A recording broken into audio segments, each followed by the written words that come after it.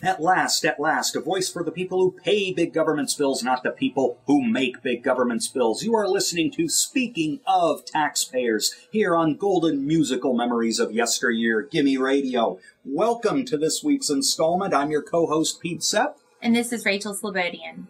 We are so glad, as the 362,000-member National Taxpayers Union, to have this time to share with Gimme Radio listeners. This week we have an extra special segment because we have an extra special guest. The always erudite, the always exciting NTU Director of Government Affairs, Andrew Moylan. Welcome to the show, sir. I am extra pleased to be here, Pete. Outstanding. We're leading a project on the heels of that great 9/12 march on Washington, D.C., designed to keep the heat on politicians. Why don't you tell us what's going on here? Well, what we did on 9/12, as some of you know, the National Taxpayers Union was one of the many organizers of that event, and hundreds of thousands of people came and to voice their displeasure with the direction that our government is taking. And so what we did is we went out there with a video camera and we started interviewing some of those people. We said in a short message, what do you want to say to your member of Congress? And what we're going to do is we're going to take each and every one of those videos, burn them to DVD, and personally deliver them to their congressional offices, to their representatives. And what we're doing now, on that day we had one person with a camera for a couple of hours. And so we were only able to get a certain number of people. But we know that there are thousands, hundreds of thousands of Americans who wanted to be there, who wanted to deliver a message of their own. And so we're going to try and help them do that. And what we're doing is we're asking people to send us videos, about 2 minutes or less, with their message to their member of Congress on healthcare in particular, about why you think that higher taxes and bigger government are not the direction we ought to be taking to solve our healthcare woes. So you can go to our website at www.ntu.org to find out more information. And what we'll do, we'll take each and every one of those videos, we will burn them to DVD, we will personally deliver them to your representatives in Congress. And for the most compelling ones, we'll even schedule meetings with staff in those offices to show them and discuss those videos, so that we can have people's voices really be heard on this. Wow, that's a really unique way to deliver a message. And while we're on the topic of messaging, folks, please, please, please, we will give you the benefit of a doubt as to how angry you are, as to how you want to express yourself, but let's try and be respectful. No profanity, no outrageous statements, no threats, just the facts and how you feel about them. If you want to send along that video to ntu.org, we would be glad to receive them, but please, we ask that you respect those guidelines. Yeah, obviously there's a lot of passion involved in this, and passion is certainly a good thing, but, the best way to get any message across like this is to talk about how it's going to affect you, how it's going to affect your family, how it's going to affect your pocketbook. If you go to ntu.org, you can get the link to the YouTube video, you can respond directly through the YouTube video, or find out how to send it to us through email. And we want to have as many people out there as possible send us videos so that we can help them get their messages heard in Congress. Wow, interesting. Now, I seem to recall, and Rachel and I discussed this last week about the 9/12 march in D.C., the people that were caught on video were all very literate, surprisingly contradictory to the mainstream media's view that we were talking about toothless hicks from the hills coming down with their moonshine jugs and their big guns and their illiterate signs to go and protest what the revenuers are doing here in D.C. I think that impression is finally starting to sink in among people, that these were not the kind of rabble-rousing fools that they were portrayed as being. And the folks who have gone back to their states after protesting, I think, have been very good spokespeople to their local media, which is why I think this particular project, this new endeavor, has a lot of promise to deliver some additionally well-informed messages. Yeah, the caricatures that are painted of people who go to Tea Party events or conservatives in general are rarely accurate, and I think that this is one of those cases where a lot of these people who came out were just regular Americans who are frustrated with the direction our government is heading. And they knew the facts. They knew who their representatives in Congress were. They knew the bills that were coming up, what was in them, frankly, more than some members of Congress do. And so this is not, the unwashed masses who know nothing about legislation. These are real interested people. And, we're just trying to give them the ability to get their message across to their members of Congress without having to spend hundreds of dollars necessarily to fly them their way to D.C., because we know that there are a lot of people who have mouths to feed and they have jobs to do that make it difficult for them to do that. So, we hope that they can fly their message over the internet to us instead, and we will walk it in there ourselves, because that's something that's really important, is to get that message across. Well, and of course, since the Senate's health care bill is now in the markup process, we know that there are over 500 amendments that have to be debated, and that's going to take a while, but it's not going to take as long as you think. And that's why it's very important to get these videos to NTU as soon as possible. The sooner we get them, obviously, the sooner we can deliver them, and the sooner this message can get across, hopefully right in the middle of the legislative debate. Yeah, this is a debate that's really going to be measured in weeks, not months. And so we're asking people to send the videos to us by Friday, October 9th. We hope that that gives folks some time to think out something, take a couple-minute video. This does not have to be anything professional. It can be you in your living room with a webcam talking about your feelings. But the sooner that we can get those, you're absolutely right, the sooner that we can get them into those members of Congress. Rachel has had, in a previous incarnation, a great deal of experience with internet technologies and video and the power that they can exert to move an issue. Do you think this is the kind of project that could very well be a pioneering element in the democratic process? Definitely. I think what's really great is, to my knowledge, another organization, a grassroots organization like NTU has not done this before. And what's so great about this is, while congressional offices get plenty of letters from constituents, this puts a face to the constituent. It allows you to tell your story, and for the member of Congress to really hear about your background, where you're coming from. And of course, personalizing the message helps so much. Yes, and having served in several congressional offices, I guess you can attest that these kinds of messages delivered semi-in person could be much more valuable than an email or a letter or even a phone call. Well, they'll certainly stand out, just because, to my knowledge, again, it hasn't been done before. And if there are only a few of these coming in, hopefully there'll be plenty coming in. But either way, it's going to raise some eyebrows, and certainly the offices will take notice. So just remember, folks, that October 9th deadline. Got to get that video done. Got to get it sent to us. We need your input and we need your help to keep turning this debate around in favor of taxpayers. October 9th, www.ntu.org. Let's all get to work. And as busy as Mr. Andrew Moylan is, as many things as he has to worry about, he has graciously agreed to do yet another segment with us here on Speaking of Taxpayers. We're going to change gears a bit here and talk about something that could throw sand in the gears of the U.S. economy. It is called, formally and somewhat informally by supporters, the American Energy Security Act of 2009, or Cap and Trade.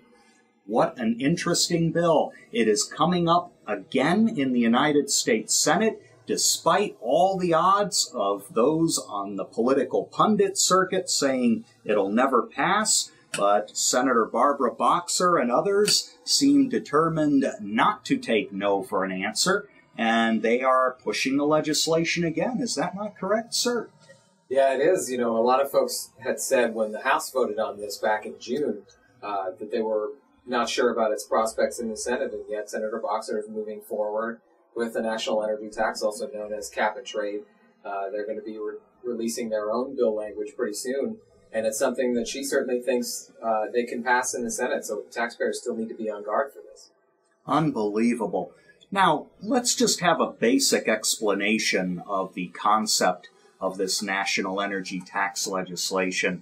This is aimed at limiting emissions on an industry-by-industry, company-by-company basis, eventually, and those who can't comply with the limits have to purchase emission credits. Isn't that right?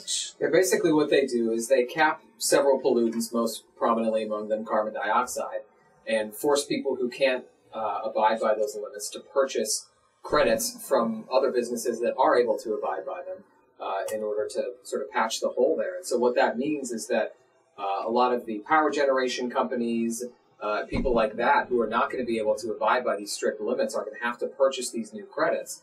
And ultimately what that means to people is higher costs. That means, especially for coal-fired power plants in particular, where the vast majority of Americans get their power from coal, the things that electrify your homes, those are the folks that are probably going to see the most cost increases because it's going to be most difficult for them. And so we're talking about rate increases in your utility bills every month.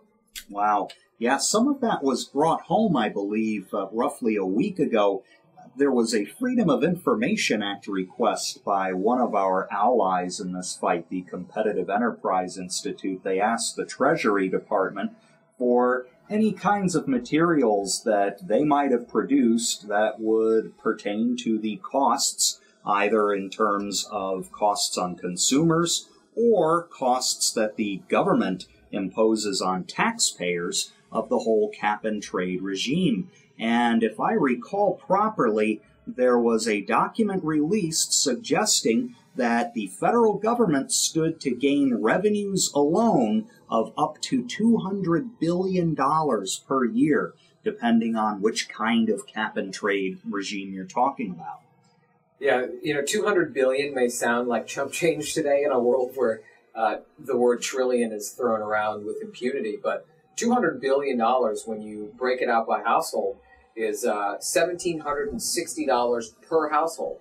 And so what that means is roughly an extra $150 per month in additional costs for every household. And so that's something that is not insignificant. And when you consider how many people are having difficulty making ends meet right now, thinking of having an extra $150 heaped on top of that for this national energy tax is not very palatable. Yeah, and the important thing to remember here, folks, is that we're only talking about the revenue take to the federal government from the exchanges of all these permits. We are not talking about the additional energy price increases that firms would have to pass along. We are not talking about costs to our economy in terms of firms that can't afford it and start laying off people. We are not talking about the impact that other types of energy policies related to cap and trade might have, such as renewable portfolio standards that would require energy firms to generate a certain amount of their electricity from sources like wind instead of coal. All of those costs are piled on, and if I recall in one of the memos, a speculation about how much those costs would be was actually redacted. If I can quote properly, it was, energy prices will rise and costs will be imposed on the order of, and the rest is blacked out. Very, very scary admission that we could be talking about many thousands of dollars more here. Yeah, the bottom line on this is really the costs are incalculable in a sense because we have the revenue take as you discussed, but when you think about it, energy is really the basis upon which our entire economy is built. And any increases in cost there are going to cascade through the economy. Just consider going to Walmart, for example. Every single thing on the shelves in Walmart was transported with some sort of energy that would see higher costs, whether it's a truck that's bringing that in from somewhere or a plane, what have you. Those are all things that are going to increase in costs as well. And how do you put a price on that with any sort of certainty? It's hard to do, but I think that we're on safe ground by saying that it's going to be in the thousands. And I think that we're also on safe ground saying that there are a whole lot of Americans who can't afford thousands of dollars in extra costs a year. So what direction do you think this legislation might take? Because obviously there's some serious resistance to it in the Senate. There are those who suggest that the whole cap-and-trade regime might find itself in a catch-22 situation. The more they water it down in order to attract support, the less support they'll get from the environmental groups, and the less effective it will be. But if the environmental groups prevail and want it to be more effective, it's going to be more draconian, and that's going to mean worse consequences for the economy. It's hard to imagine how this circle can ever be broken. Yeah, there are certainly some difficulties for Senator Boxer and others who want to pass this. There's no doubt about that. But, at the end of the day, we shouldn't fool ourselves. We should look at this and say the Democrats have 60 votes in the Senate, and I believe it's a 78-seat advantage in the House of Representatives. and a Democratic president that's very supportive of this policy. And so, they know as well as anybody that if they ever have a chance to pass something like this, it's now. And so that issue becomes more and more urgent for them the more time that goes on without them having passed something. And so I think that we're going to be in a situation where there's a lot of horse trading. There are a lot of earmarks that are handed out. There are a lot of other things that are done to purchase votes on this so that they can pass something and take it back to their base and say, see, we came through on our word. So I think that people definitely ought to be on guard for this. Healthcare is sort of dominating the news these days, but cap and trade itself is a potentially $2 trillion tax increase that is still on the table. Yeah, interestingly, this is how the situation has played itself out in Europe, the catch-22. Europe, of course, or many of the nations in Europe, have ratified the Kyoto Protocol. That is a cap-and-trade style treaty designed to reduce carbon and other emissions. And there's been this constant tug-of-war. Countries like Germany say, well, you should count more of our forest land toward offsetting carbon versus the coal that we end up producing. Germany's a very big coal country for that reason. So are parts of Eastern Europe. On the other hand, the environmental community is saying stop giving out so many free allowances, start charging more for them. We need to clamp down on these emissions, otherwise we're not going to make the next round of reductions. And now they're finding themselves in the middle of a lousy economy to begin with. And once supportive leaders of cap and trade are saying we absolutely cannot afford to tighten the screws right now. If we increase costs to industries that produce energy, it's only going to deepen the economic problems we're already experiencing. Yeah, there's no doubt that enacting a policy like this is going to be opening a can of worms. And, you talked about some of the regulatory difficulties that come up. One thing that I think people often don't pay attention to because of the focus on the carbon caps and, allowances and all that stuff. There's something that would effectively be the green police for homes in this, where if you're selling a home, you would have to abide by certain energy standards in order to be able to sell that home in the first place. I was lucky enough recently to purchase my first home, and like a lot of young people, I had to buy the dumpiest house on the block and fix it up in order to be able to afford it.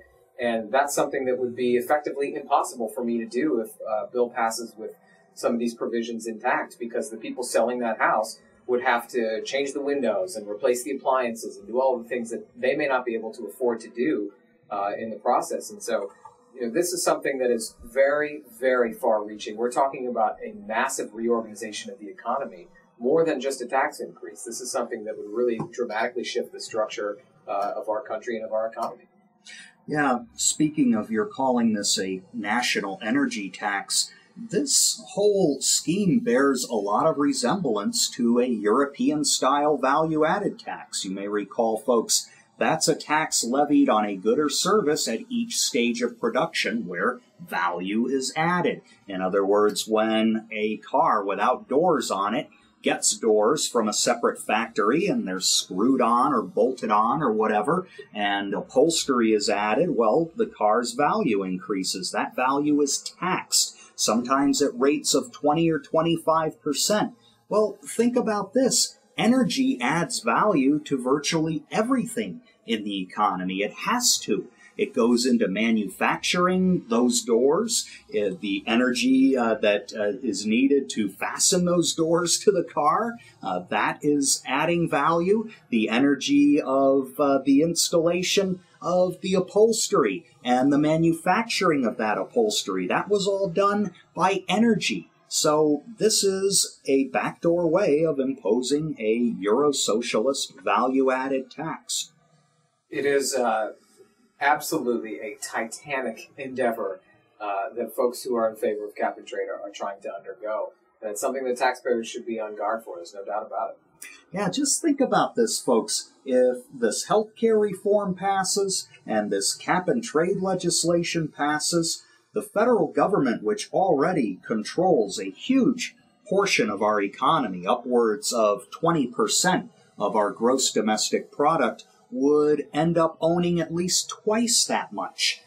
Owning, I say only half facetiously, because if you can regulate something to the point where you can strangle it, if you can tax something to the point where you can grind the activity to a halt, if you can oversee something to the point where you manipulate it to virtually any vision you have, well, you're pretty much controlling that part of the economy. And that's something we all ought to be very worried about.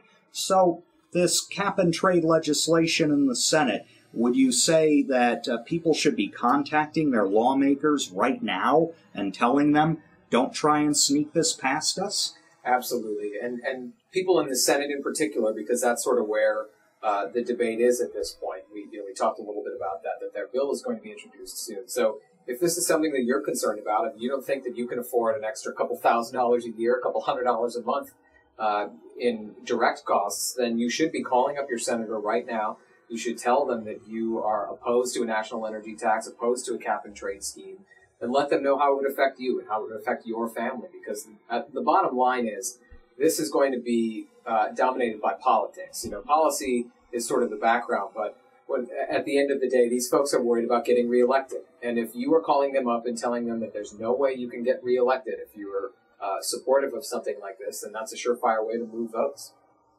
I think Rachel would definitely agree with that, having served in Congress again, and having noted that every time a lawmaker hears from a lot of constituents with a lot of anger, they have to listen.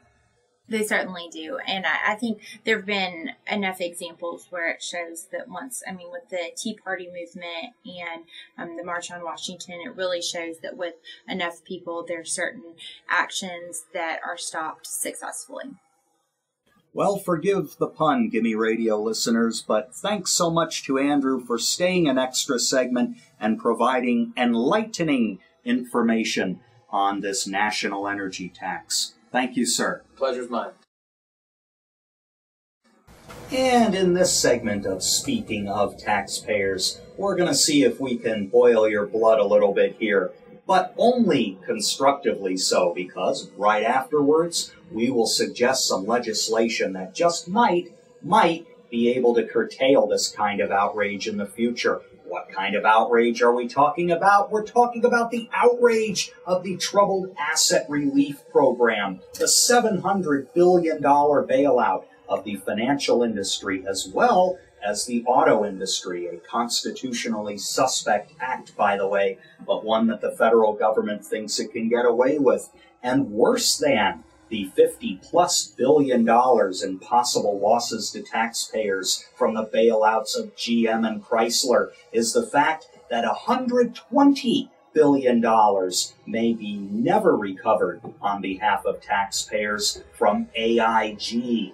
That is the insurance and finance giant that was given about $180 billion from the TARP program, as well as from courtesies granted it by the Federal Reserve. It has only paid back about 1/3 of that amount, and a recent report by the Government Accountability Office suggests the 2/3 remaining may or may not be paid back in the near future. Isn't that correct, Rachel? That's right. In fact, Senator Grassley, who is the ranking member for the Committee on Finance, released something indicating that, the argument when all of this TARP was being passed was that these organizations are too big to fail. The government has to step in. There's no other option.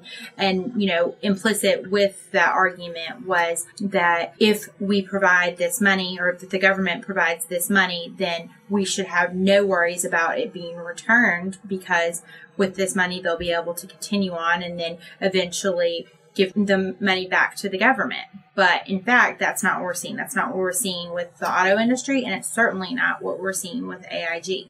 Yeah, and in fact, it seems counterintuitive to those who might back the company AIG privately that the federal government would try to get out of the business of bailouts, that the federal government would try to collect that money. I believe Senator Grassley noted one reason why some private investment companies and bond rating companies may upgrade AIG's status and make it a more attractive investment is precisely because there's all this Treasury and Federal Reserve bailout money that will probably never have to be paid back because of that big gift that bond investors are assuming will never have to be returned to the Treasury and the Federal Reserve. They're saying this is an attractive buy for future stockholders or other investors. What an awful commentary, and what a confirmation of Senator Grassley's opinion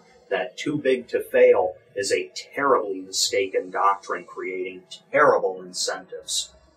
Well, whether or not AIG is able to pay back the remaining $120 billion of taxpayer and Federal Reserve funds on its balance sheet, we do have legislation that can help shine a light of accountability on many of these shadowy transactions. Yes, the TARP program has an inspector general. There are troubles with posting transactions and making those available to the public, but virtually nothing is known about the other side of this bailout, what the Federal Reserve System has done in terms of discount window loans and all kinds of currency floats. Fortunately, there's legislation in Congress that would subject the Federal Reserve to a lot more scrutiny. Why don't you tell our listeners about it, Rachel? Well, the piece of legislation you were just discussing is H.R. 1207, and that is a House bill that was introduced by Ron Paul. Some of you may remember that he was a presidential candidate in this past election. And what this basically does is, as Congressman Paul points out, that since its inception, the Federal Reserve has operated with hardly any transparency or accountability. And honestly, I just find that so shocking considering how much money they're in charge of and how much money that they control, that there's been absolutely no sort of tracking on where this money is being distributed. And we're seeing it on such a large way within this current debate. Pretty incredible. The Federal Reserve, of course, is not technically a government agency, but taxpayers should be concerned about its actions because the Federal Reserve manipulates the supply of money in the U.S. system, and money is backed by the full faith and credit of the United States government. There are some who worry greatly that because of our huge national debt, which is well past $10 trillion and will probably double in the space of less than a decade, the Fed might attempt to monetize that debt by simply allowing more money to be printed and pumping it into the system. And if we do that, we could face rampant hyperinflation or other kinds of economic consequences that, well, Latin American countries once knew with the collapse of their economies. We certainly don't want that to happen, which is why we need more transparency at the Fed. What is the Senate equivalent bill there, Rachel?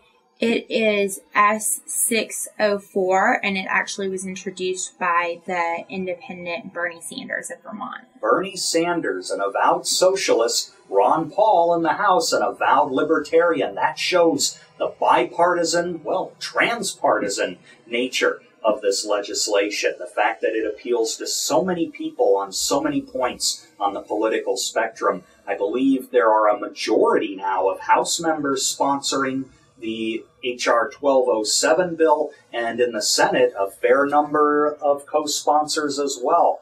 I think hearings are forthcoming on the House of Representatives side, so maybe that, with the combination of so many co-sponsors and so much public concern, will push these two bills over the top. H.R. 1207 and S604. Audit the Fed. Contact your members of Congress today on behalf of these great bills. So in closing, folks, remember, you have the power to fight the power if you speak truth to power. And we speak truth to power every week here on Speaking of Taxpayers.